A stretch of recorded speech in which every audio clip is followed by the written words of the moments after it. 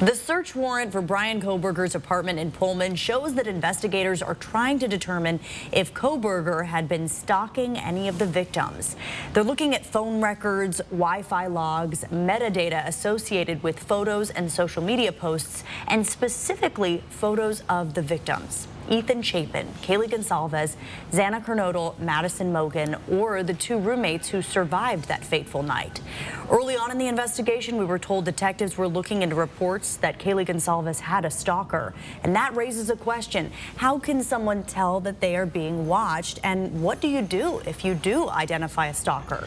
Tonight, we shine a light on what stalking is and how to protect yourself. Peter Choi spoke to a stalking survivor and explains what potential stalking victims can do to keep themselves safe. Peter. Yeah, Anna Nasset is a stalking survivor who tells me what happened to her more than 10 years ago forever changed her life. She's now an owner of the organization Stand Up Resources, advocating for stalking victims, and she says stalking could happen to anyone in any community.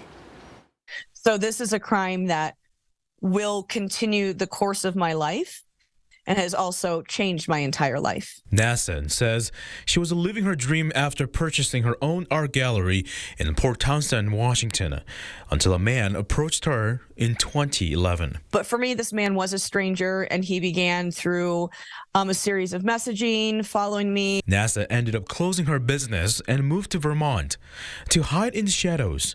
However, the man found where she lived again. You realize that was stalking. What went through your head? I just felt so angry that this was continuing. And here's this person I don't know who's, starting to do what I call a psychological crime based out of a sexual desire.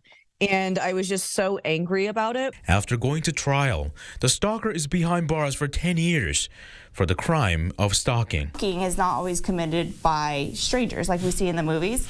Most of the time, it's intimate partners or an acquaintance of somebody, and that's 80% nationwide. Spokane police say documenting all the evidence is the key.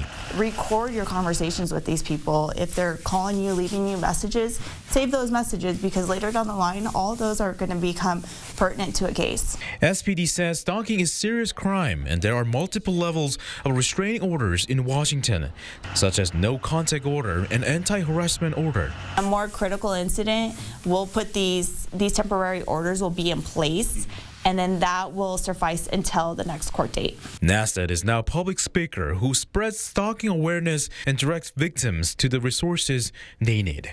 The slogan for Stalking Awareness Month is know it, name it, stop it.